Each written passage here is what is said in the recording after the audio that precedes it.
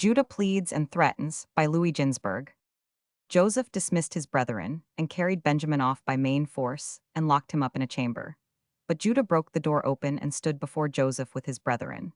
He determined to use in turn the three means of liberating Benjamin at his disposal. He was prepared to convince Joseph by argument, or move him by entreaties, or resort to force, in order to accomplish his end. 267. He spake, Thou doest a wrong unto us. Thou who didst say, I fear God, thou showest thyself to be like unto Pharaoh, who hath no fear of God. The judgments which thou dost pronounce are not in accordance with our laws, nor are they in accordance with the laws of the nations. According to our law, a thief must pay double the value of what he hath stolen. Only, if he hath no money, he is sold into slavery, but if he hath the money, he maketh double restitution. And according to the law of the nations, the thief is deprived of all he owns. Do so, but let him go free. If a man buys a slave, and then discovers him to be a thief, the transaction is void. Yet thou desirest to make one a slave whom thou chargest with being a thief. I suspect thee of wanting to keep him in thy power for illicit purposes. 268, and in this lustfulness thou resemblest Pharaoh. Also thou art like Pharaoh, in that thou makest a promise, and keepest it not. Thou saidst unto thy servants, Bring thy youngest brother down unto me, that I may set mine eyes upon him. Dost thou call this setting thine eyes upon him? 269. If thou didst desire nothing beside a slave, then wouldst thou surely accept our offer to serve thee as bondman instead of Benjamin. Reuben is older than he, and I exceed him in strength. It cannot but be as I say, thou hast a lustful purpose in mind with our brother. 270. Therefore let these words of mine, which I am about to speak, find entrance into thy heart. For the sake of the grandmother of this lad were Pharaoh, and his house stricken with sore plagues, because he detained her in his palace a single night against her will. His mother died a premature death, by reason of a curse which his father uttered in inconsiderate haste. Take heed, then, that this man's curse strike thee not and slay thee. Two of us destroyed the whole of a city on account of one woman. How much more would we do it for the sake of a man, and that man the beloved of the Lord, in whose allotment it is appointed that God shall dwell? If I but utter a sound, death-dealing pestilence will stalk through the land as far as No.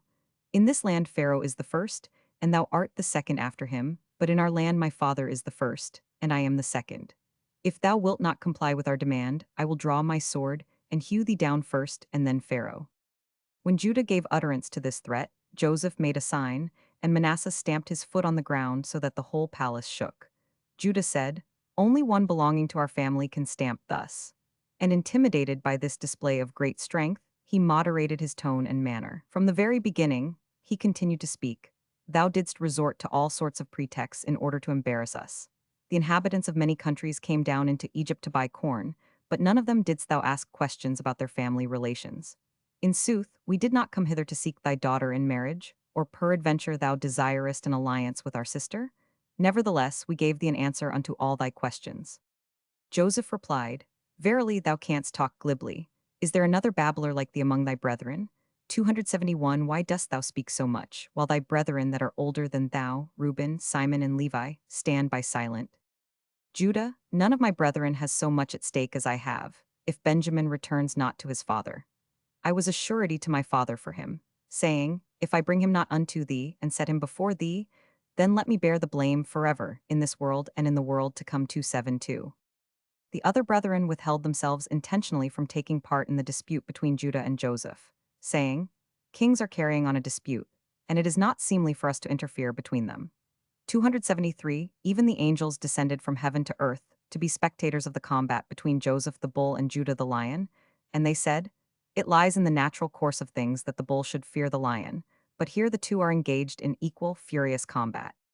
In reply to Judah, when he explained that his great interest in Benjamin's safety was due to the pledge he had given to his father, Joseph spoke. Why wast thou not a surety for thy other brother, when he sold him for 20 pieces of silver? Then thou didst not regard the sorrow thou wast inflicting upon thy father, but thou didst say, A wild beast hath devoured Joseph. And yet Joseph had done no evil, while this Benjamin has committed theft. Therefore go up and say unto thy father, The rope hath followed after the water bucket. These words had such an effect upon Judah that he broke out in sobs, and cried aloud, How shall I go up to my father, and the lad be not with me?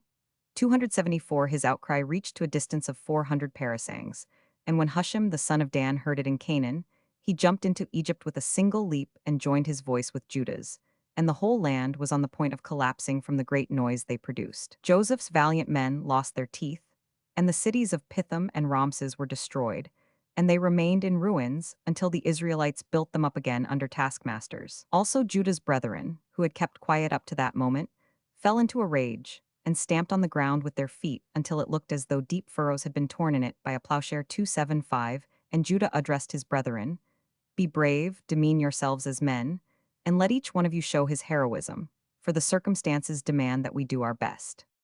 Then they resolved to destroy Mizraim, the city of Egypt, and Judah said, "I will raise my voice and with it destroy Egypt." Reuben, "I will raise my arm and crush it out of existence."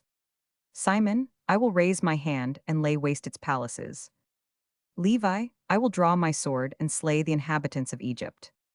Issachar, "I will make the land like unto Sodom." Zebulun, "Like unto Gomorrah will I render it." Dan, "I will reduce it to a desert." Then Judah's towering rage began to show signs of breaking out. His right eye shed tears of blood. The hair above his heart grew so stiff that it pierced and rent the 5 garments in which he was clothed. And he took brass rods, bit them with his teeth, and spat them out as fine powder. When Joseph observed these signs, fear befell him, and in order to show that he, too, was a man of extraordinary strength, he pushed with his foot against the marble pedestal upon which he sat, and it broke into splinters. Judah exclaimed, "This one is a hero equal to myself." Then he tried to draw his sword from its scabbard in order to slay Joseph, but the weapon could not be made to budge, and Judah was convinced thereby that his adversary was a God-fearing man, and he addressed himself to the task of begging him to let Benjamin go free, but he remained inexorable. 277. Judah then said, "What shall we say unto our father, when he seeth that our brother is not with us, and he will grieve over him? Joseph, say that the rope hath followed after the water bucket. Judah, thou art a king, why dost thou speak in this wise, counseling a falsehood? Woe unto the king that is like thee. Joseph, is there a greater falsehood than that ye spake concerning your brother Joseph, whom you sold to the Midianites for 20 pieces of silver, telling your father, an evil beast bath devoured him? Judah, the fire of Shechem burneth in my heart, now will I burn all thy land with fire. Joseph, surely the fire kindled to burn Tamar, thy daughter-in-law, who did kill thy sons, will extinguish the fire of Shechem. Judah, if I pluck out a single hair from my body, I will fill the whole of Egypt with its blood. Joseph, such is it your custom to do.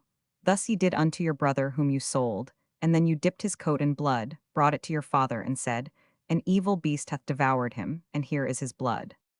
When Judah heard this, he was exceedingly wroth, and he took a stone weighing 400 shekels that was before him, cast it toward heaven with one hand, caught it with his left hand, then sat upon it, and the stone turned into dust. At the command of Joseph, Manasseh did likewise with another stone, and Joseph said to Judah, "Strength hath not been given to you alone, we also are powerful men. Why then will ye all boast before us?" Then Judah sent Naphtali forth, saying, "Go and count all the streets of the city of Egypt and come and tell me the number." But Simon interposed, saying, "Let not this thing trouble you, I will go to the mount, and take up one huge stone from the mount, throw it over the whole of Mizraim, the city of Egypt, and kill all therein."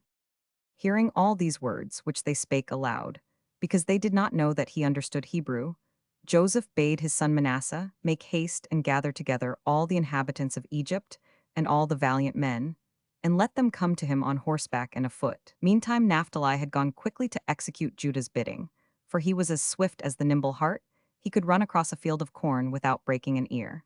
And he returned and reported that the city of Egypt was divided into 12 quarters.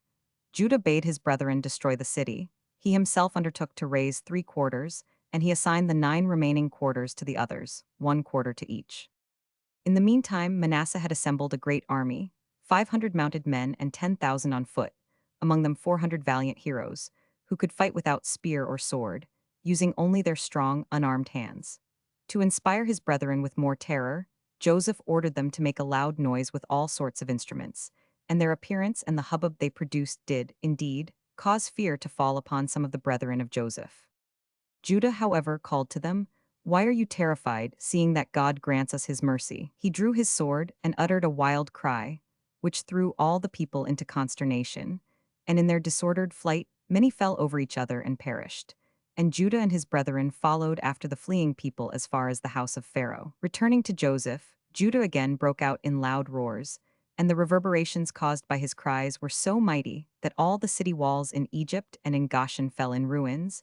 The pregnant women brought forth untimely births, and Pharaoh was flung from his throne. Judah's cries were heard at a great distance, as far off as Sukkot. When Pharaoh learnt the reason of the mighty uproar, he sent word to Joseph that he would have to concede the demands of the Hebrews, else the land would suffer destruction. "Thou canst take thy choice," were the words of Pharaoh, "between me and the Hebrews, between Egypt and the land of the Hebrews.